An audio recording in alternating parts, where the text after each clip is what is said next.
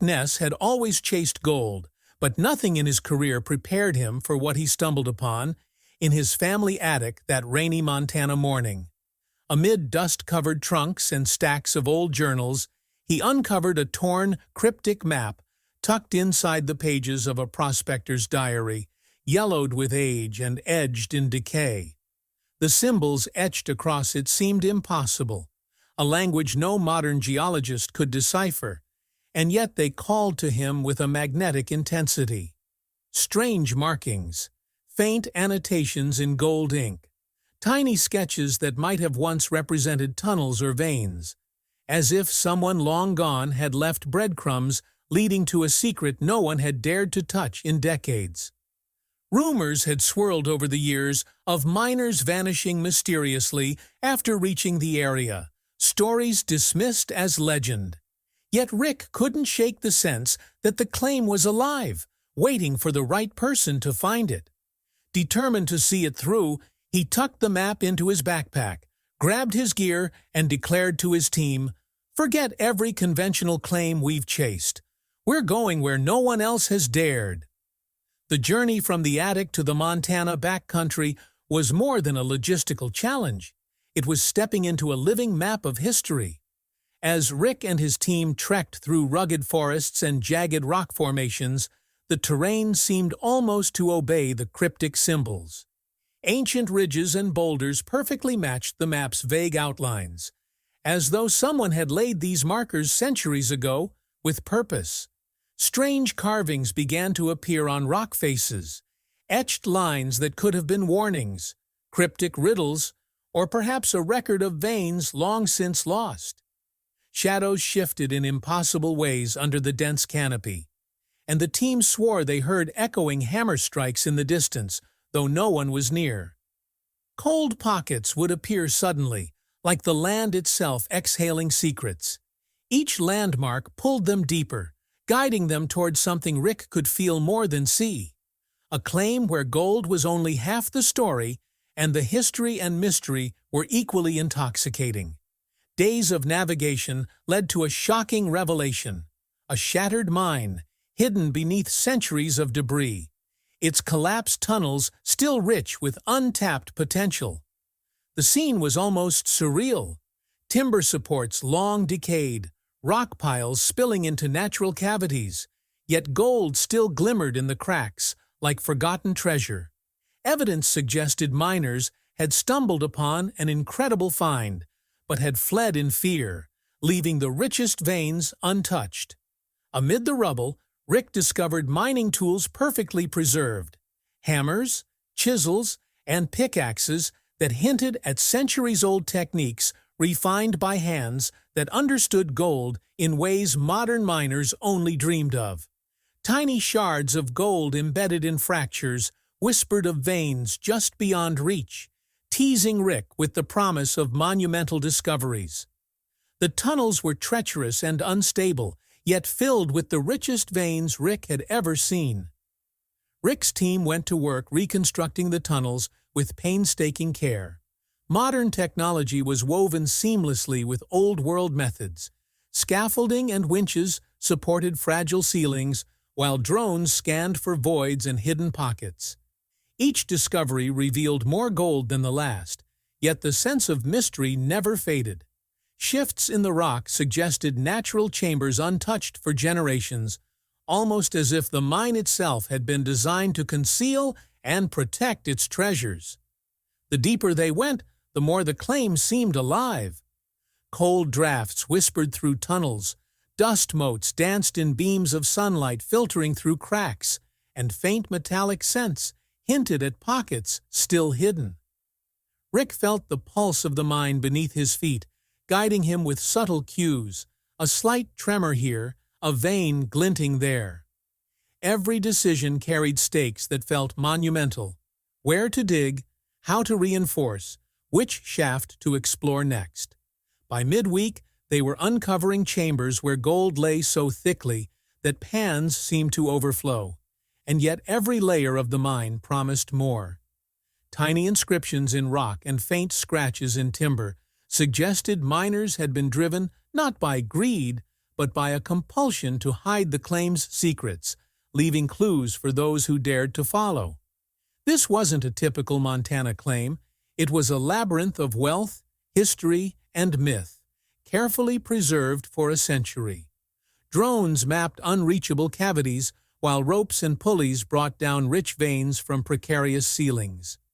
Rick marveled at the natural formations, quartz streaked with gold, veins twisting in impossible geometries, chambers almost perfectly formed for extraction. Every recovered nugget seemed to hum with energy, each metallic glint a spark of centuries-old ambition. Discussions around the campfire shifted from logistics to speculation. Who had mined here before, and what had driven them away? During one particularly intense exploration, behind a collapsed wall in a dim tunnel, Rick discovered a vertical vein that glittered like it had been forged rather than formed. Unlike anything he had ever seen, the gold shimmered almost metallic white, reflecting the lantern light in a way that made it seem alive, as if the earth itself had prepared a hidden vault waiting to be unlocked. The vein was encased in a natural chamber, perfectly shaped as if designed to showcase the treasure. Could someone in history have deliberately prepared this? A miner centuries ahead of his time, leaving the earth itself to guard his secrets? Every movement required calculation. The chamber's delicate walls required custom scaffolding, and even minor vibrations could trigger dangerous collapses. Rick and his team carefully rigged mini-explosions to dislodge the heaviest chunks while preserving the natural integrity of the vault. When the first haul was finally brought to the surface, the nuggets were staggering, so large, so perfect, that it seemed impossible Montana could hold such specimens. The metallic white glint suggested a rare purity, making this vein feel more like a mystical treasure than a conventional deposit. As the team worked through the extraction, they began noticing strange traces that hinted someone else had once tried to reach this vein. Rusted tools lay half-buried in debris, old canvas remnants clung to rock walls, and cryptic notes were scratched into timbers, warning of things unseen and dangers unspeakable. Rick carefully studied the inscriptions and realized these weren't mere warnings. They were records from miners who had fled in terror after witnessing something they couldn't explain. Pushing deeper into the network, they reached a cavern that defied expectation. A subterranean lake, its waters still and mirror-like, reflecting the jagged tunnel ceilings above. But the most astonishing feature was the gold suspended within it. Flakes and tiny nuggets floating lazily in the water, catching the lantern light in a mesmerizing dance. Rick immediately recognized the challenge. Extracting this treasure without disturbing the fragile ecosystem beneath the cavern floor required ingenuity beyond their usual methods.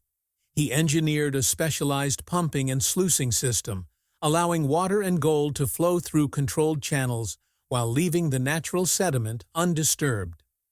Below the surface, rare crystalline gold formations glittered, seemingly frozen in time for millennia, their sharp edges and twisted filaments hinting at deposits untouched since the earliest geological upheavals. Working around the lake was a delicate balance of precision and boldness. Ropes and pulleys lowered containment nets, and sluice channels were carefully angled to capture even the finest flakes while preventing turbulence. Each scoop of water brought forth a mix of delicate crystalline gold and heavier nuggets, some nearly as large as their hands. The team quickly dubbed it the Golden Mirror, a fitting name for a body of water that reflected centuries of history, natural wonder, and wealth. Small tremors occasionally rippled through the cavern floor, dislodging sediment or causing subtle shifts in the rock overhead. Visibility was limited, the still waters concealing sharp outcroppings and hidden cavities. Yet every hazard reinforced the crew's focus, sharpening their methods and teamwork. As the days passed, the Golden Mirror yielded its bounty steadily, with crystalline formations so rare that geologists observing remotely began speculating about previously undocumented gold deposition processes. During one particularly tense night shift, deep in the Montana shafts, the mine shuddered beneath them as seismic tremors rippled through the earth. Small rocks tumbled from the ceilings, walls shifted ominously, and then, with a sudden, deafening crack, a section of the tunnel floor collapsed, revealing a hidden pocket that had been sealed off for who knew how long. The team's headlamps swept over the opening, illuminating glints of gold that had remained untouched, almost as if the earth itself had been hiding its richest treasure until the perfect moment. Speculation ran wild. Was this a natural anomaly, or had miners long ago deliberately sealed the chamber to protect the most valuable veins from prying hands? Rick wasted no time deploying remote drones into the newly exposed labyrinth. The cameras transmitted images of a maze-like network of narrow passageways, each vein studded with massive nuggets and rare alloys that shimmered with metallic hues unlike anything previously recorded in Montana. The formations were intricate, almost artistic, hinting at either deliberate ancient engineering or perhaps evidence of a lost prospector civilization whose techniques had been preserved perfectly underground. Extraction from this new chamber required unprecedented precision. One false move could destabilize the walls, sending centuries of preserved treasure crashing into rubble. The miners rigged custom scaffolding and deployed vibration-sensing equipment, moving cautiously as they removed nuggets and alloys with hand tools and micro-explosions designed to control every collapse. Some of the nuggets recovered bore faint symbols, etched into their surfaces with precision that suggested intentional design rather than natural formation. Rick cataloged each piece meticulously, noting the patterns that resembled both ancient European markings and Native American symbols. The mine was a hybrid of wealth and history, a place where gold and story intertwined seamlessly. News of the discovery began to spread quietly through local communities, earning the operation a reputation that was part legend and part awe-inspiring achievement. The operation's rising profile did not go unnoticed. Word of the hidden chambers and unprecedented finds leaked, drawing shadowy competitors who attempted covert reconnaissance, often under the cover of darkness. Drones flew too close to the site. Footprints were discovered in surrounding forests, and equipment was found tampered with. Rick responded swiftly, fortifying security with surveillance cameras, perimeter alerts, and rotational patrols. He implemented a psychological strategy as well, creating false shafts and planting misleading veins to divert attention from the richest chambers.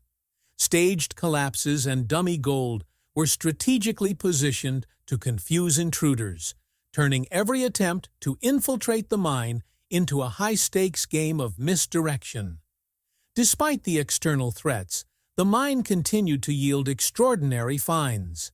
Each new chamber revealed veins richer than the last, nuggets larger, purer, and more unusual in color and texture. The labyrinthine structure of the hidden pockets seemed almost infinite, with secondary passages and chambers only accessible through careful mapping and cautious exploration. Rick and his team moved like explorers, navigating an ancient, living maze, their every step guided by intuition, experience, and the faint traces left by miners, long vanished. Rick's psychological tactics worked brilliantly.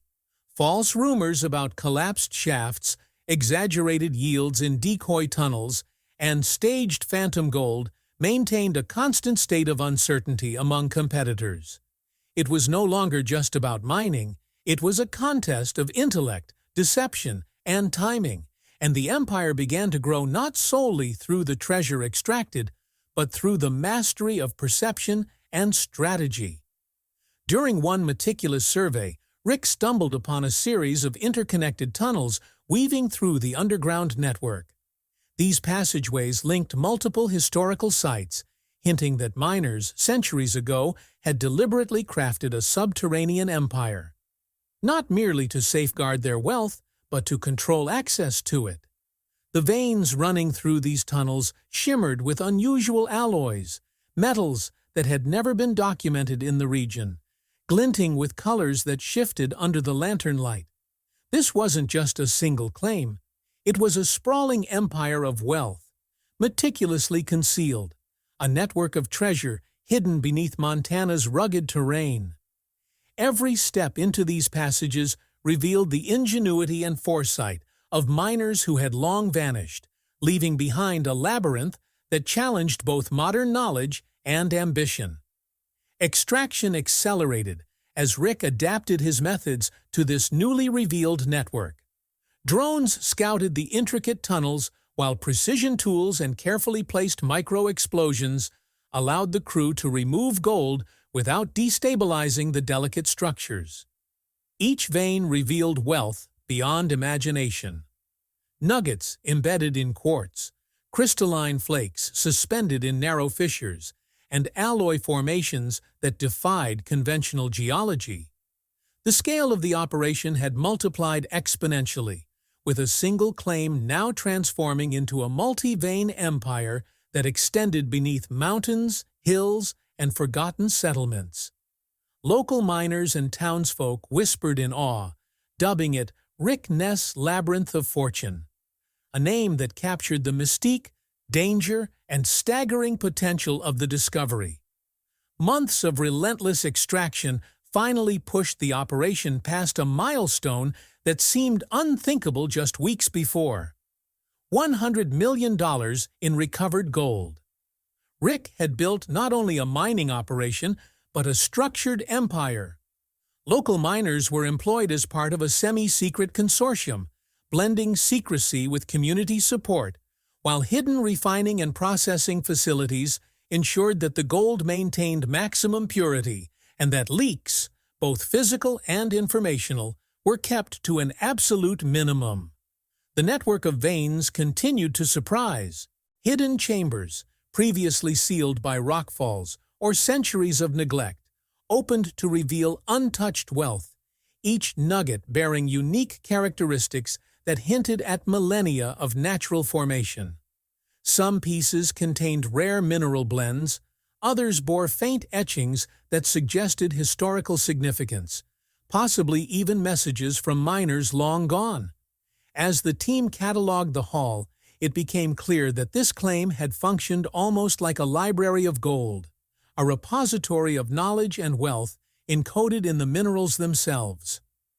Rumors began circulating of a lost gold library, a section of the network thought to contain nuggets, with inscriptions detailing historical secrets or methods long forgotten.